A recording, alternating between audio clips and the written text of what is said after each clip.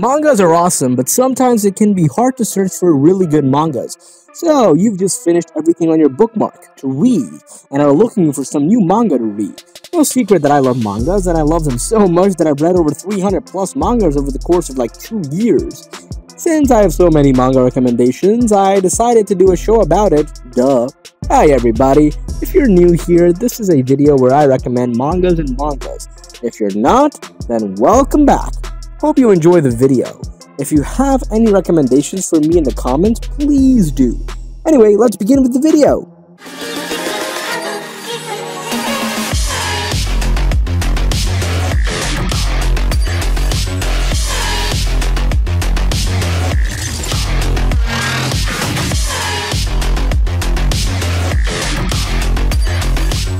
Number 10. GWI. Honestly, it's a really good manga and the characters were amazing. This manga has only like 34 chapters. Kinda short, I know. But remember, this manga is not colored. But it's got some nice fight scenes and the action. I love it, man. I love it! It's really worth the read, to be honest. Musang has a quest. He must find and kill every GWI, or GUI, that has ever existed. He is determined and won't let anything get in the way. Not even the Imperial Army. While traveling and searching for the remnants of the GWI, he meets a girl who also bears the same mark crossed out than he has. A fateful encounter? Well, maybe, I don't know. Were those two fated to meet? Why does he hold such a grudge against the GWI? Are all questions left to be answered. Number 9. Fantastic Relics. This manga also has like 54 chapters. It's an action fantasy manga also with the school too. Ace Lee is handsome, popular, and at the top of his class. He's been living life on easy mode and it's all thanks to his cheating relic.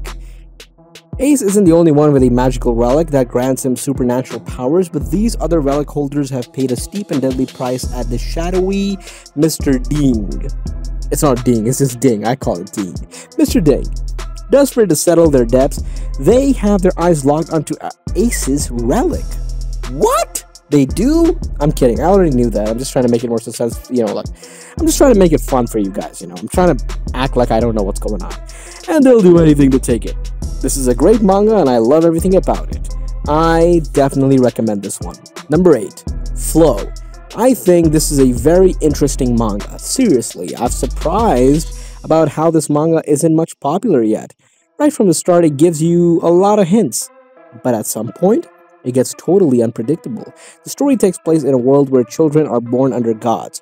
Children born under weaker gods have no equal rights and must get a job after middle school, while children under stronger ones train in high school and can also grant a wish for an equal price. Lee Rang turns back time and faces the consequences with it. How can he reverse his wish?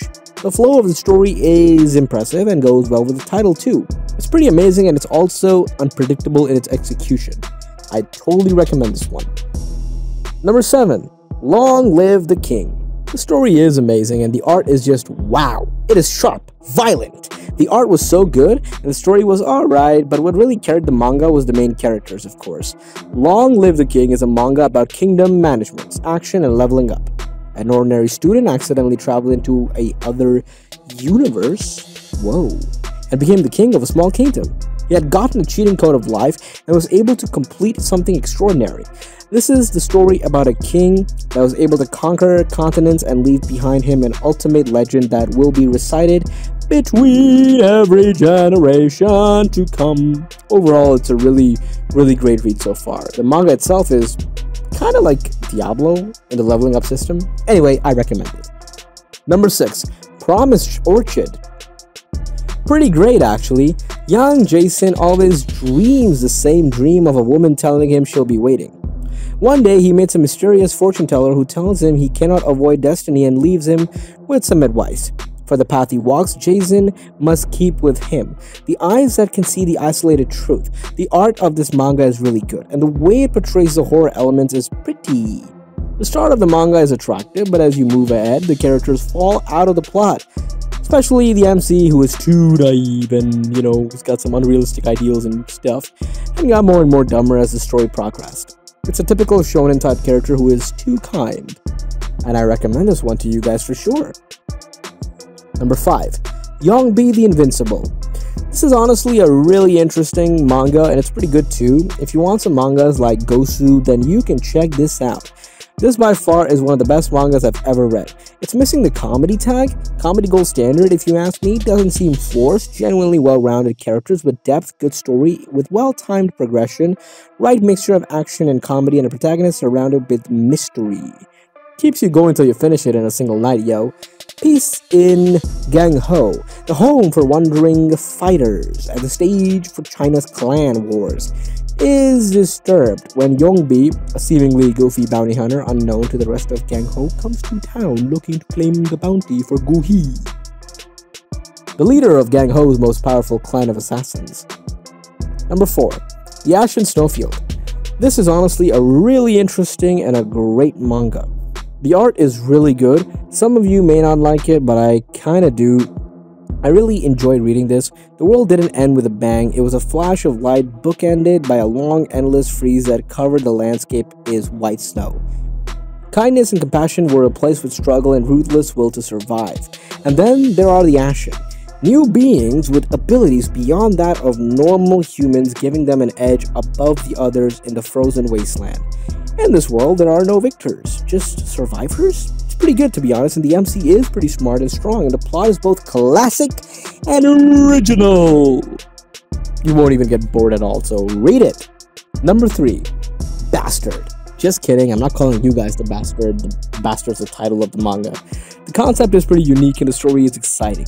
Jin has lived a tough life. One of his oldest memories is waking up in the hospital having received an artificial heart valve and a glass eye. And as a student, he is relentlessly bullied for his disabilities, but Jin's school life is nothing compared to his home life, where he's raised by his father, a serial killer who targets young women and forces the boy to act as his accomplice. Can Jin do anything to stop his father's reign of terror without becoming the next victim? It's not like it's a unique concept. These stories have been done before, but the execution has never been so perfect. If you haven't read Bastard Webtoon yet, you're really missing out. Number 2. Her Summon. A unique start. The beginning is quite refreshing for an isekai type manga. 3 years after he shuts himself away from society and surrounds himself with 2D friends, otaku Jin Kyung finds himself summoned to another world by a petite summoner who needs help. It's an isekai, but it's super creative and clearly has a lot of care put into it. It's not about some generic teen or a young adult who was hit by a truck-kun and given an OP skill, meets a blonde elf and they go on their adventure. It's about a truly depressed and socially awkward man who has serious problems he needs to fix. And thanks to a summoner from another world, he has been able to slowly work towards fixing himself. He isn't stuck in another world, but in fact a summon who comes and goes from his normal world. Give it a try. This is a really worth it kind of manga, you know. And at number 1, we've got GOSU. GOSU is a genre about revenge, martial arts, and comedy. Story itself is unique, and I haven't seen any other manga that has, like a similar storyline. Funny and fun at first, but it lost that around, like at chapter 55 or something. Turns into a typical shonen brawl. The art is good and it's fully colored. The fight scenes are intense and gives me some solo leveling vibes. Sometimes.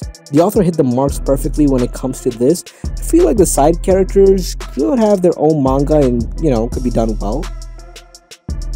Following his mentor's death, his protege, Gang Yong, makes it his life's purpose to avenge those who wronged his mentor. His cover? A chubby dumpling delivery boy. If the series is worth reading, then I will say yes, it's one of the best series I've ever read, so give it a shot, man! That's all for today. Hope you all enjoyed the video, and if you did, then give this video a like and share it with your friends and family, and also subscribe for more top 10s. Stay safe and take care. My name is Zita Khan, and I am the voice of the voiceless. See you next time, folks.